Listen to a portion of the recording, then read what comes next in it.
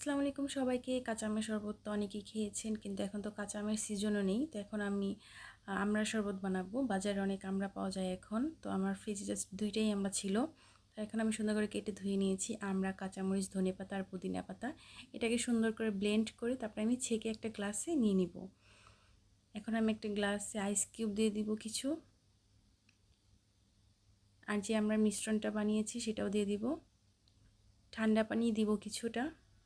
Blend করার সময় 3 table চামচ চিনি, 1 টেবিল চামচ বিট লবণ, হাফ চামচেরও কম গোলমরিচ দিয়েছি ব্লেন্ড করার সময়। এখন আমি জাস্ট ডেকোরেশনের জন্য লেবু আর একটু পুদিনা পাতা দিয়ে দিব।